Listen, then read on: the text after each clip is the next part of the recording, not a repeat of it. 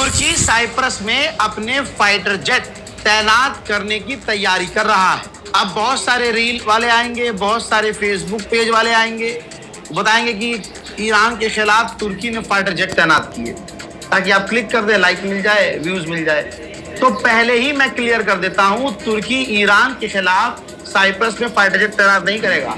जरा इस मैप को देखिए, साइप्रस का दो टुकड़ा है, एक टुकड़ा साइप्रस का है और उसके आधे हिस्से पर तुर्की का कब्जा है। ये जो पीले रंग का आप हिस्सा देख रहे हैं, ये पीले रंग का जो हिस्सा है, ये साइप्रस का वो हिस्सा है जिस पर तुर्की का कब्जा है। और ये लाल जो आप दो निशान देख रहे हैं, लाल वाले एरिया, ये ब्रिटेन का बेस है साइप्रस के अंदर। और ये जो हरा लाइन आप देख रहे हैं, ग्रीन लाइन जो खींची हुई है, ये यूएन की इंटरनेशनल लाइन है, ताकि दोनों के बीच में भिड़ंत ना हो। तो डिवाइड यूएन ने कर दिया कि भाई अपने अपने हिस्से में रहो। अब क्योंकि साइप्रस के अंदर ब्रिटेन का बेस है और साइप्रस में इस वक्त दुनिया भर के हथियार लादे जा रहे हैं ब्रिटेन के बेस को बचाने के लिए। जैसे यूरोप के कई सारे देशों ने अपने फाइटर जेट, अपना एयरक्राफ्ट कैरियर, अपने युद्धपोत सब भेजे हैं, ताकि यहाँ पर ईरान के ड्रोन हमला ना कर सके। अब जब इतनी तैनाती तुर्की ने देखी कि हमारे दूसरे इलाके के बिल्कुल करीब जो है पूरा यूरोप तैनात हो रहा है, तो तुर्की को थोड़ा सिक्योरिटी कंसर्न हुआ। तो अब तुर्की ने अपने इलाके में, जो साइप्रस का इलाका तुर्की के हाथ में है, वहां पर फाइटर जेट तैनात करने का प्लान किया। पाकिस्तान ईरान को धमकी दे चुका है, वार्न कर चुका है इस ईरान और इजराइल की जंग में। आपको क्या लगता है, पाकिस्तान का वो आसिम चुनीर और पाकिस्तान की शहबाज हरामी की सरकार ईरान के सपोर्ट? भाई बयान देना अलग होता है, खड़े होना सपोर्ट में अलग होता है। आसिम मुनीर दौड़ता दौड़ता सऊदी अरब पहुंचा है, सऊदी अरब के डिफेंस मिनिस्टर से मुलाकात की है। खालिद बिन सलमान ने खुद पोस्ट किया है कि पाकिस्तान के आर्मी चीफ से मुलाकात हुई है, इलाके में जो तनाव हो रहा है और जो जंग चल रही है उस पर हमने डिस्कस किया है। पाकिस्तान ने ईरान को वार्न किया है कि मिस कैलकुलेशन ना करो, और ये जो हमले आप अरब पर कर रहे हो, सऊदी अरब से हमारा डिफेंस एग्रीमेंट है दोस्तों। यानी वहां जाकर भी पाकिस्तान जो है क्योंकि भाई सऊदी अरब पैसा मांग लेगा, डील तोड़ देगा, भिखारी भिखारी रह जाएगा। तो अगर किसी पाकिस्तानी को यह गलतफहमी है आपकी जो सरकार है वो ईरान के साथ है, तो आप बहुत बड़े धोखे में हैं। आप लोग होंगे ईरान के साथ, इसमें कोई शक नहीं है। अब मैं आपको ऐसा सबूत दूंगा जिससे आपको साबित हो जाएगा कि ईरान ने अरब देशों में अमेरिका के बेसिस को निशाना क्यों बनाया। बहरीन के अंदर से अमेरिकी बेस के अंदर जो अमेरिका का हथियार तैनात है, उससे रॉकेट लॉन्च किया जा रहा है ईरान के ऊपर। बहरीन के अंदर से अमेरिका ईरान पर मिसाइल दाग रहा है। अब आपको जवाब मिल गया होगा कि अरब के देशों में ईरान ने अमेरिका को निशाना क्यों बनाया। हवा इतनी निकली हुई है कि गल्फ देशों के भी जो टैंकर हैं वो अपने टैंकर के नाम पर, टैंकर के नेम को रीनेम करके लिख रहे हैं चाइनीज शिप फॉर चाइना, इस तरह के नाम, ताकि ईरान इनको निशाना ना बनाए। दोस्तों, कुर्दिश लीडर जिससे खुद डोनाल्ड ट्रंप ने बात की थी, और कुर्दिश लीडर जो अमेरिका के लिए ईरान से लड़ने को तैयार हो गया था, उस कुर्दिश लीडर ने अमेरिकन टीवी चैनल पर एक नई बात और बड़ी बात बोल दी। उन्होंने कहा कि ईरान की रिजीम नहीं गिर सकती, ईरान की रिजीम बहुत मजबूत है, उसको गिराना नामुमकिन है। लीजिए, डोनाल्ड ट्रंप जिसके कंधे पर बंदूक रखना चाह रहा था, उसने ही कह दिया कि भैया ईरान मजबूत है। साथ में अमेरिकी पत्रकार ने कहा कि क्या अमेरिका की फौज ग्राउंड हमला कर सकती है, कर पाएगी ईरान के अंदर घुस के? तो भाई दुश्मन ने ही कह दिया, ईरान से जो लड़ने के लिए आगे आ रहा था उसने कह दिया। ईरान का जो ज्योग्राफिकल आप देखेंगे वो बिल्कुल वेस्टर्न यूरोप की तरह है, काफी बड़ा इलाका, पहाड़ी संकरी इलाका है, वहां पर भारी मात्रा में फौज भेजना नामुमकिन है और ईरान पर जमीनी हमला बहुत मुश्किल। भाई कुर्दिश लड़ाकों पर बहुत प्रेशर है। अगली रिपोर्ट देख लीजिए, अमेरिका इजराइल छिप चुके हैं ईरान से, तो अब कुर्दिश को प्रेशर डाल रहे हैं अमेरिका और इजराइल कि तुम जमीन से हमला करो, ईरान में घुसपैठ करो और ईरान में सरकार गिरा दो। अब इस कुर्दिश लड़ाकुओं का कहना यह है कि ईरान के ड्रोन से बचना हमारे लिए नामुमकिन है और हमारा सब कुछ तबाह ईरान सिर्फ 200 अपने ड्रोन से कर सकता है, तो हम कैसे ये पंगा ले लें। और हमें अमेरिका पर यकीन नहीं है। हम अमेरिका के बिना अकेले, अमेरिकी फौज के बिना अकेले ईरान की सरकार को नहीं गिरा सकते, जो कि नामुमकिन है। ईरान की रिजीम को गिराना बहुत मुश्किल है। और कुर्द के लड़ाकों ने यह भी कह दिया कि मान लीजिए कि हम जंग में कूद जाते हैं ईरान के खिलाफ और बाद में अमेरिका और ईरान डील कर लेते हैं, तो हम तो बीच में फंस जाएंगे भाई। ईरान हमको शुरू से आखिर तक पेलता रहेगा, फिर हम कहां जाएंगे। ट्रम्प का चेहरा आप देख चुके हैं, सूजा हुआ है, उतरा हुआ है। ट्रम्प की कैबिनेट में लोग एक दूसरे से लड़ रहे हैं कि यार ये क्या हो गया, एक दूसरे पर गलती डाल रहे हैं। अब ईरान के राष्ट्रपति ने गेम खेला और अरब देशों से माफी मांगी, ठीक। और मैं उसको सबसे पहले बता चुका था, क्योंकि गोदी मीडिया भी इसको तोड़ मड़ोड़ करता, क्योंकि कहीं ना कहीं इनको अपने बाप की तारीफ करनी है।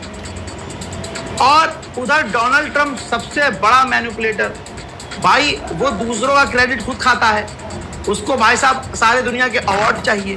तो उसने ये लिखा, पोस्ट किया कि ये हजारों साल में पहली बार हुआ कि ईरान घुटनों पे आ गया। ईरान ने अरब साथियों से, देशों से माफी मांगी। 1000 साल में ये पहली बार हुआ है और अमेरिका और इजराइल की वजह से ये हुआ है, हमारी वजह से ये हुआ है। हमने जो इन पर बड़े हमले किए हैं, वरना ईरान कभी माफी नहीं मांगता। आज ईरान खत्म हो चुका है, टूट चुका है, घुटनों पर आ चुका है, ऐलान हो चुका है, फलान हो चुका है, ये है वो है, सब लिख दिया इसने है, और हमारी जीत हो गई है। अच्छा, अपने ही ट्वीट में फंस गया। अगर इनकी जीत हो गई है तो अगली लाइन में इसने ये क्यों कहा कि हम ईरान पर और बड़े हमले करेंगे। अगर इसकी जीत हो गई अगर बेचारे की जीत हो गई है, बेचारे की, बेचारा ही है, उतावला है, मतलब कुछ भी कर देता है, फिर बाद फंस जाता है। अगर जीत हो गई है तो फिर कुर्द से भीख क्यों मांग रहा है अमेरिका की, भाई लड़ लो लड़ लो लड़ लो लड़ लो लड़ लो लड़ लो, हमला कर दो। अगर इनकी जीत हो गई है तो फिर भाई फिर हमला क्यों कर रहे हो ईरान पर। अगर जीत हो गई है तो मामला ही निपट गया। जीत कैसे हो गई है? तुम्हारा गोल तो ईरान की रिजीम गिराना था, ईरान की सरकार को गिराना था। 3 दिन पहले कह रहे थे सुप्रीम लीडर मैं चुनूंगा, इसी चूरन ने पोस्ट किया था कि सुप्रीम लीडर मैं चुनूंगा। ईरान ने गीला जूता उठा के डोनाल्ड ट्रंप के मुंह चिपका दिया। क्या अबे तू तो न्यूयॉर्क का मेयर नहीं चुन सकता खुद अमेरिका में, तो ईरान का सुप्रीम लीडर चुनेगा। हजरात, ये बेचारे जिल्लत वाली जिंदगी जी रहे हैं, ठीक है। इज्जत की मौत लेने वाला इज्जत की मौत ले चुका है, वो भागा नहीं, घबराया नहीं। प्रोपेगेंडा सालों से क्या चलता था कि सुप्रीम लीडर को बनाया निशाना, सुप्रीम लीडर ने अपने पैसे ट्रांसफर कर दिए विदेश और भाग गए Russia. Supreme leader underground, supreme leader base में, सुप्रीम लीडर यहाँ, सुप्रीम लीडर वहाँ। हजरात, बहुत बुरी तरह से अमेरिका और अरब ठोका गया है। और जिस पर ये कह रहे हैं कि पेजेश्कियान ने माफी मांगी है, उसी ट्वीट में, उसी वीडियो में पेजेश्कियान ने ये भी तो कहा था कि अगर हम हमला नहीं करेंगे अरबों पर, अगर वहां से हम पर हमला नहीं हुआ तो हम भी हमला नहीं करेंगे। और अभी इसी वीडियो में दिखाया मैंने आपको कि दूसरे अरब के जगहों से, अरब की जमीन से अमेरिका ने ईरान पर मिसाइलें दागी। यूके ने ऐलान कर दिया कि अमेरिका हमारे बेस का इस्तेमाल कर रहा है अपने डिफेंस के लिए, यानी ब्रिटेन के भी एयरबेस और बेस का इस्तेमाल अमेरिका ईरान पर हमला करने के लिए कर रहा है। अब ईरान घुटने पे आ गया है डोनाल्ड ट्रंप के ख्वाबों में, तो ठीक है, अगर घुटने पे आ गए तो इतनी बड़ी धमकी कैसे दे दी कि कोई भी अमेरिका का जहाज गल्फ में आया तो उसे डुबा देंगे। सबसे बड़ा अपडेट यह है कि अगर ईरान हार गया तो अरब देश अपना पेट्रोलियम बंद क्यों कर रहे हैं। कुवैत की सबसे बड़ी पेट्रोलियम कंपनी ने काम बंद कर दिया है, क्योंकि सबको पता है कि ट्रंप पर भरोसा नहीं करना है, ईरान छेड़ेगा। बहरीन में, कतर में ईरान ने जो अमेरिका के बेस और रडार तबाह किए हैं, जिसको अमेरिका कह रहा है कि हम बहुत जल्द रिप्लेस करेंगे, वो जल्दी पता है कितने दिनों में होगा? 1 साल। 1 साल से ज्यादा लगेगा अरब के अंदर ईरान ने जो अमेरिका के बेस और रडार तबाह किए हैं उनको ठीक करने में। और ट्रम्प कह के चला गया हम तो जीत गए जी, हम तो जीत गए। अरे बहुत मारेगा ईरान। ईरान के फॉरेन मिनिस्टर के स्पोक पर्सन ने ईरान एयर की पोस्ट को रीपोस्ट करते हुए लिखा है कि ईरान के सिविलियंस एयरक्राफ्ट को अमेरिका इजराइल निशाना बना रहे हैं। ये निंदनीय है। सिविलियंस इंफ्रास्ट्रक्चर को अमेरिका ईरान में नुकसान पहुंचा रहा है, जो इंटरनेशनल लॉ का उल्लंघन है। भाई साहब, सेंटॉम ने बताया है कि बहरीन, यूके और ब्रिटेन और अमेरिका ने मिलकर ये फैसला किया है कि साथ काम करेंगे। वो तो दुनिया देख रही है कि सारा अरब, सारी दुनिया एक साथ थी ईरान के खिलाफ, लेकिन ईरान ने जो बम्बू किया है मुंह से बाहर आ गया है। उधर भाई साहब, जंग में पूरी तरह से ब्रिटेन कूद गया है। ब्रिटेन, जी हाँ, ब्रिटेन ने मिडिल ईस्ट में अपना एयरक्राफ्ट कैरियर भेजना शुरू कर दिया है। रात के अंधेरों में इराक के बेस पर बमबारियां, अभी जैसे तुम लोग डब्बे में या अलमारी में रोज का, रात के अंधेरों में इराक के बेस पर बमबारियां, जो अमेरिकी बेस है वहां बमबारियां मैंने दिखाई थी। अब दिन के उजाले में तस्वीर देख लीजिए।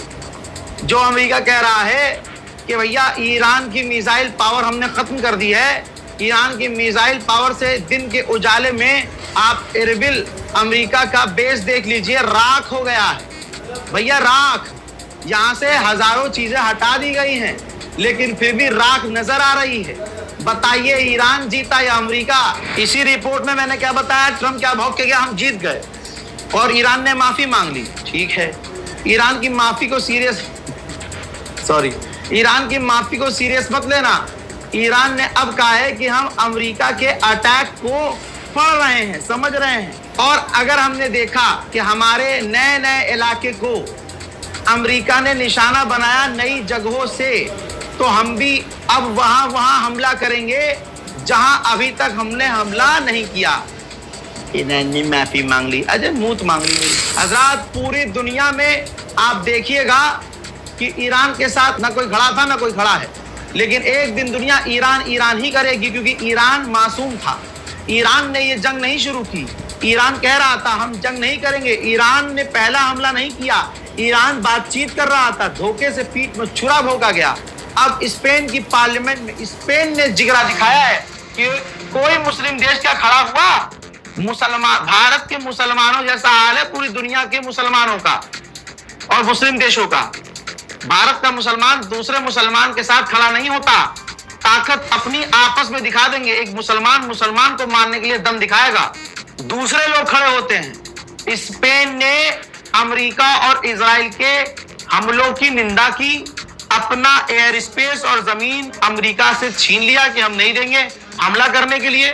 इतना ही नहीं, स्पेन की पार्लियामेंट तक में बात हो गई। स्पेन की पार्लियामेंट मेंबर स्पेन के अंदर पार्लियामेंट में खड़े होकर कह रही है कि अमेरिका इजराइल ने 160 बच्चियों को कत्ल कर दिया।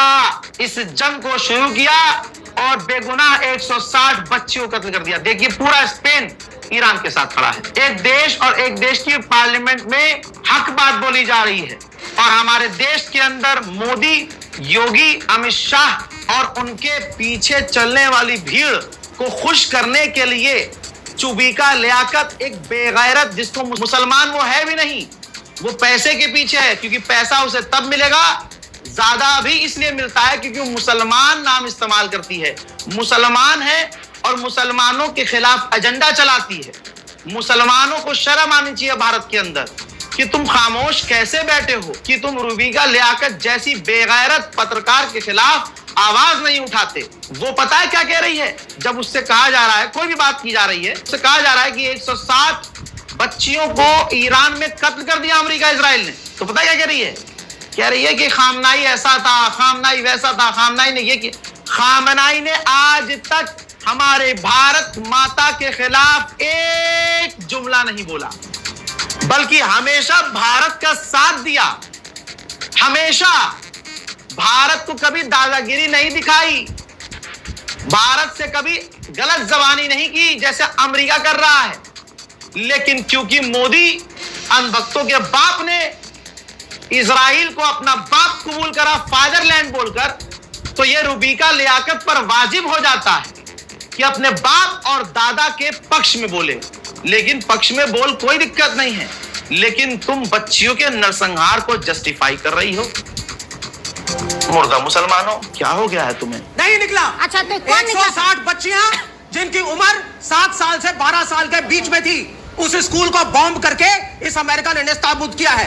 और उस एक हमले ने, सुनिए अब आप मैडम, मेरे सब्र का इम्तिहान आप मत सुनिए कीजिए। पहले मेरी बात को। आप आप जैसे सुनिए लोग, पहले मेरी बात को। आप क्या जैसे करें लोग हम? घर में क्या दुबक कर करें बैठे हम? रहते हैं, क्या सही जब था? ईरान में वही सही 7 था या साल की गलत? छोटी बच्चियों को बुर्का ना पहनने ये पर मत खूनो करो। सार कर दिया आप जाता था। अरे बुर्का Shut तो up, sir! बुर्के को Shut किसी up! करने के ईरान मैं सामिनी का नाम जानते हैं आप? हजरात, यूएई ने कहा है कि ईरान मिसाइलें दाग रहा है, ड्रोन दाग रहा है और हम उन्हें इंटरसेप्ट कर रहे हैं। यहां रुक जाइए, अभी डोनाल्ड ट्रंप तो बोल के गया है गुलाबी सुअर कि ईरान ने माफी मांग ली है, ईरान हमला नहीं करेगा। मैंने पहले ही कहा था कि मुन्ना ईरान की माफी को सीरियस मत लेना।